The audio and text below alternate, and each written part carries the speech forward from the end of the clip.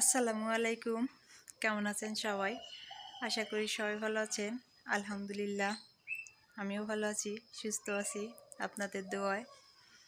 আজকে একদম বিকালবেলা চলে আসলাম, মানে সন্ধ্যাবেলায় ধরতে গেলে, কারণ ভাবলাম অনেক দিন থেকে আপনাদের সাথে দেখা সাক্ষাৎ নাই। অনেকে আবার অনেক কিছু ভাববেন যে কি হইলো আপুর, মানে কি অবস্থা। সবাই তো জানেন সুখবর। আলহামদুলিল্লাহ সবাই দোয়া করবেন আমার জন্য। মানে অসুস্থতার কারণে আর কি আসতে পারি না, এমনি কাজকাম আরও অনেক কাজকাম আছে, ওগুলা করি, এই জন্য আর কি এখানে আসা হয় না। তা আজকে একটু সময় পাইলাম, ভালো লাগতেছে এই সময়টা, তাই ভাবলাম যে আপনাদের সাথে মানে কিছু সময় আড্ডা দেই, তাহলে ভালো লাগবে। বিকেলবেলা হয়ে গেছে, ভালোই লাগতেছে। এই সময় হচ্ছে আমি চলে আসলাম। এই যে আমি হচ্ছে এখানে 2টা লাউ গাছ লাগাইছি। সত্যি কথা, মানে ভালোই একটা খবর আছে। মানে অনেক সময় অনেকে বলে আমার নাকি কোনো কিছু হবে না, তো আমি হচ্ছে 2টা লাউ গাছ লাগাইছি, বুঝছেন। লাউ গাছ 2টা এত সুন্দর হয়েছে। তো মুরগি আবার বসাই দিয়েছিলাম ডিম দিয়ে, 10টা ডিম দিয়ে বসাই দিয়েছি। ওইখানে হচ্ছে আবার 7টা বাচ্চা উঠাইছে, আর 3টা ডিম আছে ওইরকমই। আমার খালা শাশুড়িকে নিয়ে দেখাচ্ছি যে দেখো তো এরকম হয়েছে কেন, মানে দাঁড়াই থাকতে পারতেছি না, বসে পড়লাম। বেশি দাঁড়াইও থাকতে পারি না, বেশি একটা বসেও থাকতে পারি না। এই যে এখানে আমার লাউ গাছ, 2টা লাউ গাছ গাছছি, অনেক সুন্দর হয়েছে। ও যেটা বলতে চাইছিলাম হচ্ছে, আমি খালা শাশুকে নিয়ে দেখাইছি যে দেখো তো ডিমগুলো কি হয়েছে, মানে এরকম কেন, এটি তো ফুটলো না। পরনে বলতেছে না এগুলো ফুটবো, তুমি ভালো করে রেখে দিও। পরে রেখে দিছি, আল্লাহর রহমতে 7টা বাচ্চা হয়েছে। এই মুরগির বাচ্চা ছাইড়া দিচ্ছি এই জায়গায়, এমন একটা অবস্থা করছে। এখন আমার আবার খাটনি করা লাগবে, কষ্ট করা লাগবে, কারণ এখন আর কি করব, করাই লাগবে। যেহেতু মুরগি আমি এখন লালন পালন করি, ওদেরকে দেখাশোনা আমি করি। এখন ওরা যদি কোনো কিছু নষ্ট করে, এগুলো তো আমারই করতে হবে, তাই না? তো তাই ওই বাচ্চাওয়ালা মুরগিটা আমি ঘরে ঢুকাই রাখলাম, যে ঘরে থাক। এখন হচ্ছে এটা সুন্দর করে আবার বাইদে নিয়ে তারপর হচ্ছে লাউ গাছগুলো পানি দিই। লাউ গাছগুলো অনেক সুন্দর হয়েছে।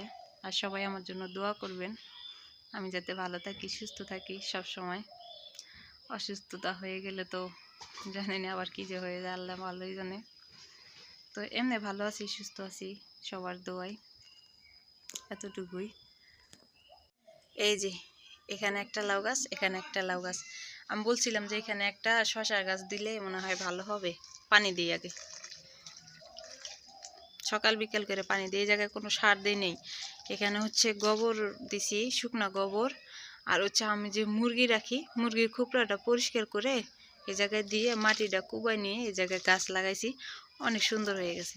আমি সকাল বিকাল একটু করে পানি দিই। এই যে মুরগি হাসলাই হাসলাই কি করছে, এটি দেখে তখন আমার আবার খারাপ লাগতেছে, যে মনে হয় আমার আবার কষ্ট করা লাগবে। এখন কষ্ট না করে উপায় নাই, হচ্ছে এখন আমি একটা নিয়ে আসি, আয়না সুন্দর করে এগুলা গুছাই নিই, তাহলে আরো ভালো হবে। আর মুরগি ছাইড়া দিলেই হচ্ছে মুরগি মানে এরকম করে। আর এখন শীতকাল না, বাচ্চালা মুরগি বাড়িতে একটু রোদ পায়, এই বাড়িতেই থাকে।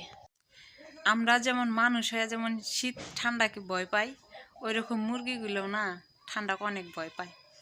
এই সাইডে দিই যে একটু বাইরে যাবে, কিন্তু বাইরে যায় না, ওরা বাড়ির মধ্যে থাকে, কারণ বাড়ির মধ্যে রোদ থাকে। আর বাড়ির মধ্যে আমি থাকি সব সময়, মানে কাক টাক আসলে যেতে ওর বাচ্চাকে নিয়ে যেতে না পারে, এজন্য হচ্ছে বাইরে যায় না, সব সময় এখানেই থাকে, এখানেই থাকে। আসলে কি আমার মনেই ছিল না, আমি আগেই উঠাই রাখছি ঘরের মধ্যে, নাহলে কিন্তু আমি আপনাদেরকে দেখাইতে পারতাম, বুঝছেন। মানে এতটাই যে করে, দুষ্টামি করে। যেমন আমাদের মোনা আছে, মোনাকে কিন্তু অনেকেই চিনেন, আবার অনেকেই চিনেন না। কে বলবেন যে মোনা কে আবার, মোনাকে আমি অন্য এক সময় দেখাবো, সমস্যা নাই। ওই মোনা যেমন দুষ্ট, ওই তেমন দুষ্ট হইতেছে আমাদের এই মুরগিগুলো। তো যাই হোক, সন্ধ্যা হয়ে যাইতেছে, আমি লাউ গাছে পানি দিলাম। আর এখন হচ্ছে এই যে ওই পাশে মুরগির খোপড়া আছে, ওই যে এই খোপড়াটা এখন আমি পরিষ্কার করব। মুরগির খোপড়াটা পরিষ্কার করে ওখানে হচ্ছে বালু দিব, শুকনা বালু দিলে তারপরে হচ্ছে যখন ঠান্ডা পড়ে তাহলে মুরগির আর অসুখ ধরে না। আর মুরগিকে সকালবেলা করে মানে বেশি কিছু খাওয়ানো যায় না, একটু চাউল দিলেই হয়, চাউল দিলেই মানে ভালো হয় বিশেষ করে।